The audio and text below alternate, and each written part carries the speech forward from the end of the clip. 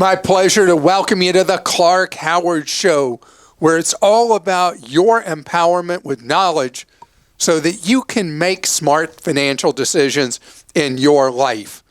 And I want to tell you, so many of us are going to be traveling by car in the next few days. And there's really great news, as you know, at the pump. Prices are now lower than they were before Russia's invasion of Ukraine, where we saw record all-time gas prices earlier this year. And let me tell you, you and I have been hurting. Truckers, independent over-the-road truckers, have had it worse than anybody else. Why has it been so rough for them? Well, because you may not notice when you drive down the road, but diesel prices have gone absolutely crazy. So these truckers have been paying a zill for every gallon. And those trucks, what they got, 3, 4, 5 miles a gallon? Imagine that. And there was a huge gap between the cost of regular and trucker diesel. And now not only have gas prices come way down, but what truckers have to pay has been coming down. Not as fast, but coming down. And in the low gas cost states, prices are in the twos again per gallon. And that's like money back in your pocket. I mean, earlier this year, you went to fill up, money was just flying out of your wallet.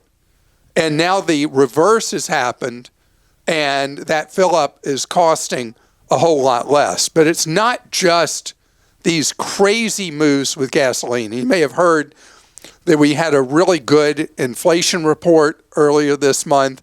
That good means there's less and less inflation showing in more and more sectors of the economy. And there's a new report out from what's called the Adobe Digital Price Index that finds that prices for online purchasing of goods have been going down and down and down month after month. And so we've had prices earlier that were going up, up, and away, and now the reverse is happening. And a lot of product categories, prices are coming down. Now, the other really good news in this is that more and more economists are less and less worried about an ugly recession happening. In fact, there's even some economists that are saying, you know what, we may just have a slowing economy. We may not actually have a true recession. And that's good news too. The longer inflation baked in, the harder the Federal Reserve would have kept punching us in the nose. And now that inflation is calming, seemingly, it doesn't mean we've defeated inflation, but it means it's going the right direction. It means that we may find that jobs are not as plentiful as they've been. And we may even see headline rises in unemployment, but we are not going to see anything really terrible in this area. So the great news this week of Christmas is the economy that was giving us nothing but lumps of coal from Scrooge is now smiling on us more and giving us a better hope. Christmas season is about hope and joy and love and peace on earth, right? So we're definitely getting more hope, hopefully more joy. And the economy that was really going so badly off the tracks with the cost of living is now moderating. And it's because a lot of that enormous push by the U.S. Congress just shoving massive amounts of money into the economy in 20 and 21, that sugar high is over. The Federal Reserve keeping interest rates really low, that is over. And so it's all about getting us back to economic equilibrium, and we're moving that way. Does it mean that it's going to be wonderful for everybody? No. We've already seen employers who've announced various layoffs. Amazon just laid off another 10,000 people 10 days before Christmas. Amazon, really? Anyway, It is not the best of times in the employment sector. And what's moving forward is going to be rough for some people. But overall, it looks like it's certainly not going to be the worst of times. And having an economy that's a real economy, not one fed on borrowed money, will be a positive for the country. Krista? All right. What did you pay the last time you bought gasoline?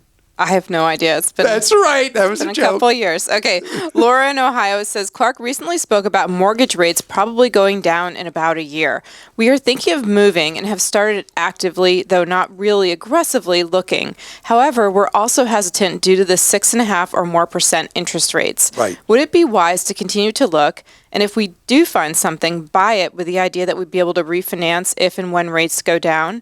We do not have a lot of experience with playing the real estate market, and loans as we have lived in our current home are first and only for 32 years. Wow.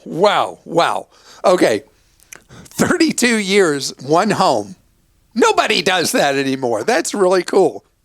So, yes, mortgage rates are very likely, nobody has a perfect crystal ball here.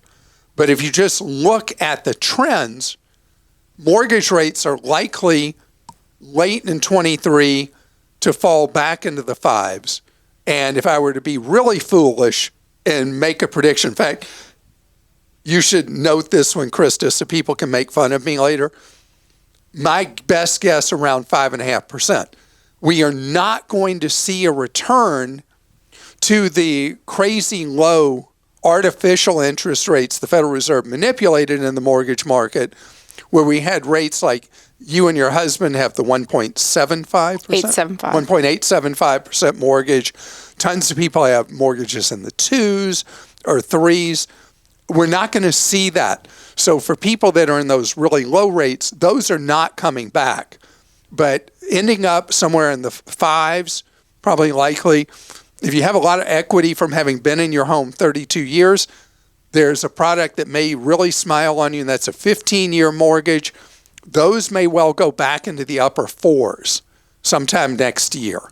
And so if you can afford the payment on the higher rate, sellers are much more negotiable right now because the buyers have mostly evaporated. And so you can find a deal on a property where you're getting decent concessions and they're offering you this, that, and the other, then yeah, go for it because you're the lonely buyer. There aren't others out there right now.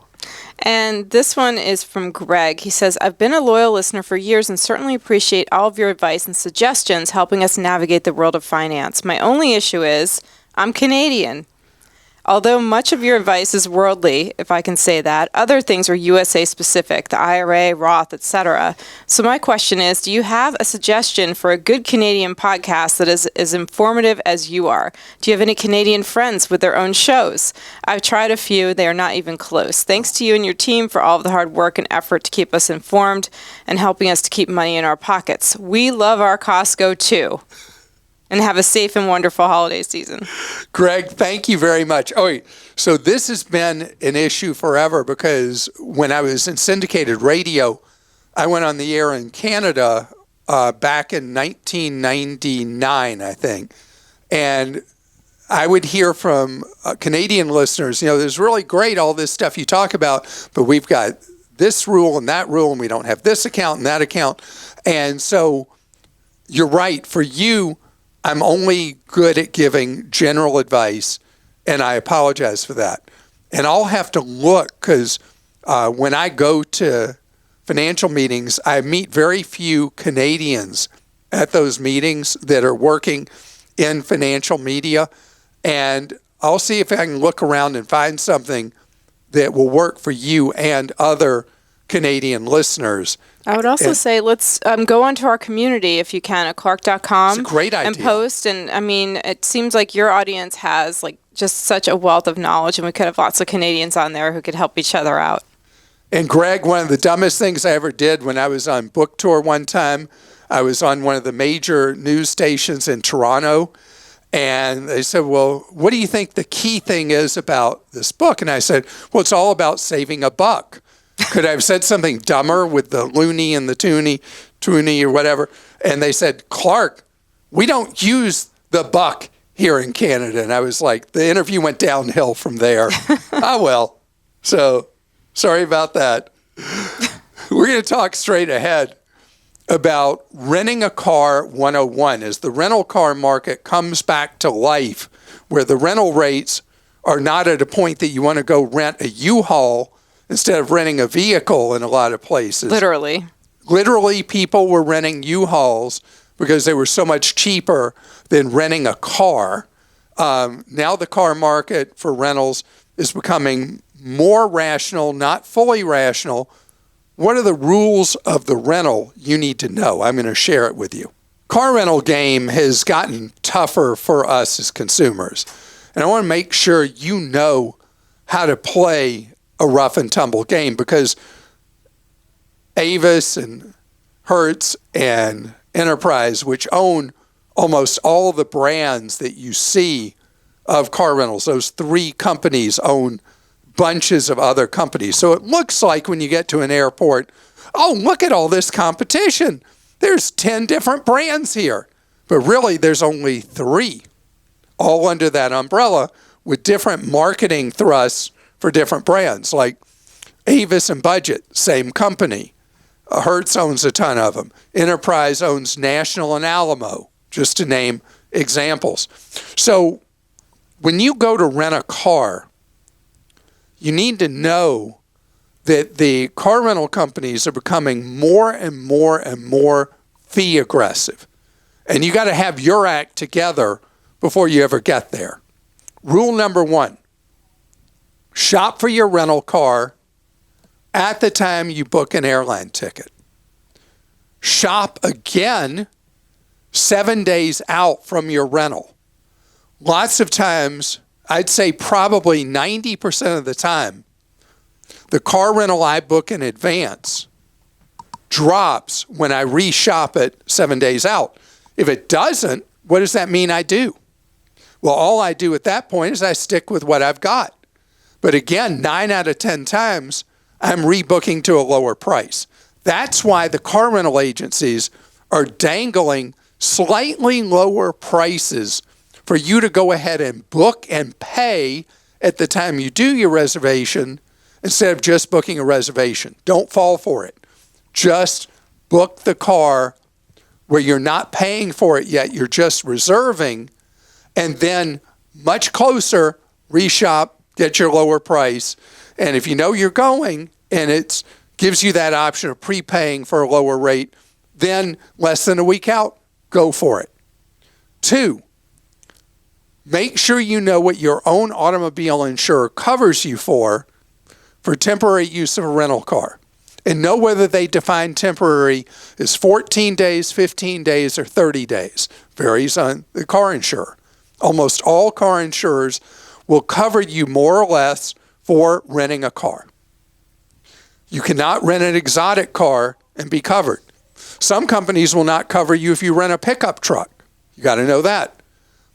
And then the second part of this, if you're a regular listener, you already know what I'm going to say next. You want to have a credit card that covers what the automobile insurer you have does not. With some secondary coverage, some credit cards provide primary, where you don't even involve, in most cases, your own automobile insurance, because the credit card you've used to pay for that rental handles any oops that happen when you rent that car. Next thing, always be prepared at the rental car counter to turn down all the pseudo junk they'll offer you. They'll try to trick you into paying for a tank of gas. Don't do it. Rent the car with a full tank, buy gas to fill it up before you return it, and get a gas receipt. All the junky pseudo insurance they try to strong arm you to buy, if you've done the stuff I talked about with your credit card company and with your insurer, you'll in confidence be able to say no to all that junk. When you get to the car, you want to take your phone and shoot video and or pictures of the condition of the outside of the vehicle. And a suggestion I had recently is if there's any damage inside the vehicle, take pictures of the damage before you leave the rental plaza. Your phone will have time-stamped that. Anything that's damaged. When you get to the place where they got the gate and you have to show your driver's license and stuff, have them note on the contract at that time the damage that you have found on the vehicle.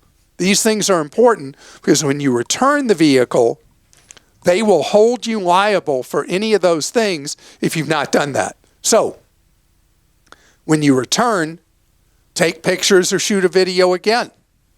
Be present for the walk around of the vehicle. Just because the person there says you're all clear doesn't mean the car rental agency will later not send you a bill for thousands of dollars. That's why you take the pictures when you rent and when you return. Takes you just a minute to protect your wallet from potentially thousands of dollars in losses. And I book whatever's cheapest for a car rental, but not necessarily the cheapest company, because I know by reputation who it is who people have had trouble with. But when I'm booking a car, the patterns are so funny. When gas prices were really high, back in the summer, I was able to get my best deals on SUVs because nobody wanted something that was burning fuel like crazy. Now it's reversed, and the dinkiest cars, once again, are the cheapest. So what am I going to be renting now? The dinkiest cars, because I always follow my wallet. Christa? Okay, got a question about a car rental gone wrong from Jody in Georgia. Junk fee alert. A rental car company just squeezed another $30 out of me 3 months after the car rental agreement ended. Total charges in Rhode Island cost me $6. I think she meant toll charges cost $6. But the gluttonous car company charged me an additional $30 in administrative fees.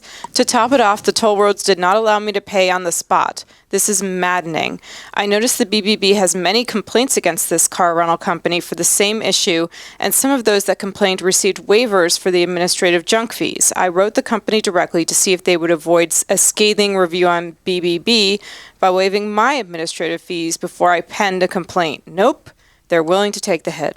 Yeah, so I got to name this company because this has come up repeatedly. It's Dollar Rent-A-Car. Dollar Rent-A-Car has decided that this is a gouge they love.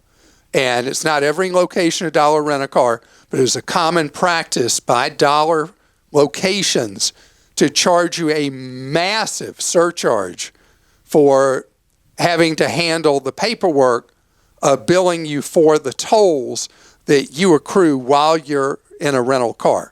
Now, I've talked before about buying a portable toll reader if you travel frequently in rental cars.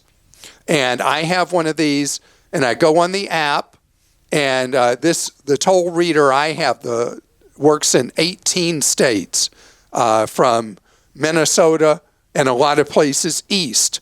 And with it, I put in the plate or tag of the vehicle I've rented. You put in the make and model, may ask the year, depends. And then I'm charged automatically to my device instead of, and then I'm charged just regular retail for the tolls. And that way you avoid these junk fees that a lot of the car rental agencies are charging. And I think I told the story recently about my oldest brother who was in Washington State and California and got hit with all these toll charges, principally from California. And the state was charging, or the toll authorities in California were charging all these markups on the tolls. So being prepared if you're doing frequent travel through areas with tolls is a big help. I also, on my Google Maps, I set it when I'm in a rental car to avoid tolls. And unless it adds an enormous number of minutes to the trip, I just avoid the toll roads. And we'll put the toll reader that you have in the show notes for this. I also got an Easy Pass reader, which I forget how many states that works in, but I ordered mine from Massachusetts, even though I don't live there, because it was a free for the reader. And then I use it. I do travel there a lot, and so I use it there in other states. And why do you travel so much in Massachusetts? Because I have a daughter. Because your daughter goes to one of the most selective colleges in the United States. Speak up for your daughter. Oh, my Claire Bear goes to, a great school up there, BC, Boston College. Which is where Christa went there too, as yes. well. So Brainiac mom, Brainiac daughter. She's amazing, and I have lots of friends up there. Anyway, next question, Jennifer in Georgia. I have a 2016 Hyundai Santa Fe. My BlueLink will not load. Because it will not load, I cannot use my backup camera, hands-free phone feature, adjust the heat and cool to the desired temp, listen to podcasts, etc. I contacted the dealership to do a hard reset. They told me there was nothing they could do. I called corporate. They said BlueLink will be going bye-bye on December 31st, and there is no alternative and to contact the dealerships. The customer no care service lets you know that the system will be gone at the end of the year and to trade up. I just paid both of my Hyundais off, and now the center consoles are worthless. I'm barely keeping my head above water and cannot afford 2 new vehicles. The financial manager at one dealership told me that this was a blessing because I needed to trade it in and get an electric vehicle. And this is true. I verified that BlueLink is going away. Yeah, and BlueLink controls what systems in a Hyundai? I can get that list, but they were saying like all the Bluetooth. Backup camera, hands-free phone. Mm-hmm. Okay, so that explains something.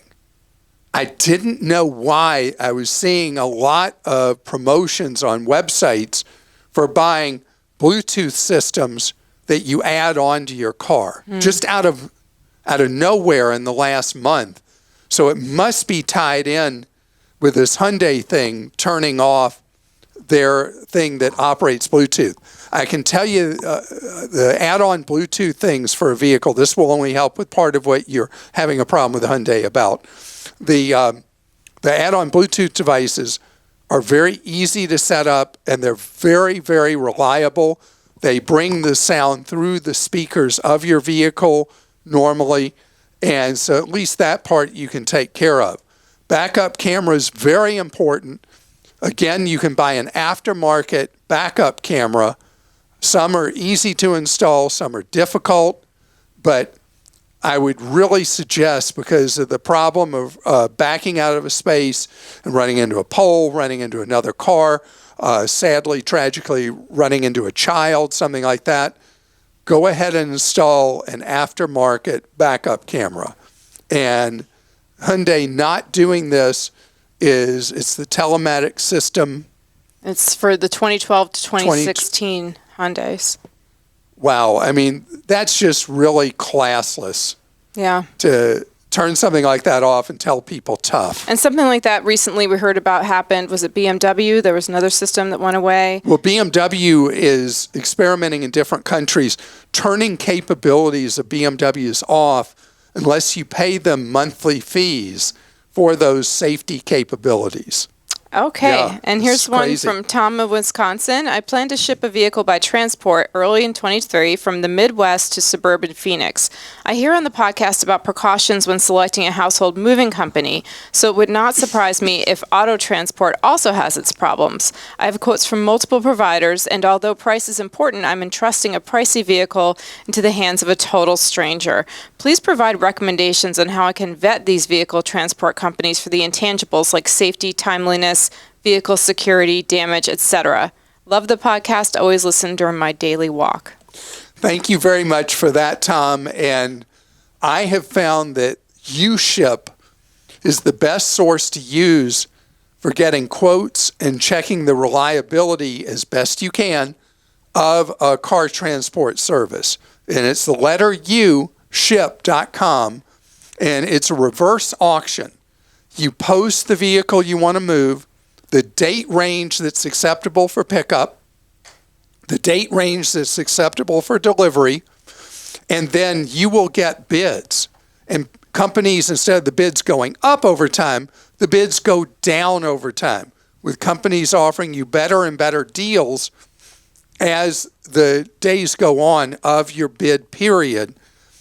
And you will see some of the companies have huge numbers of reviews and read the reviews, and you'll be able to see who is proven over time to be the most reliable. I've found that people have had great success using U-Ship to move cars. I've moved a car through a bid that I found on U-Ship, and the company that did it was fantastic. And it was a coast-to-coast move that went flawlessly. Is it cheap to move a vehicle? No. But with U-Ship, you'll likely find the best price you can find for a very reliable provider. And I want to thank you so much for listening today. And I don't know if you've ever heard me talk about Clark's Christmas Kids. It's our 32nd year of collecting donations for children in foster care.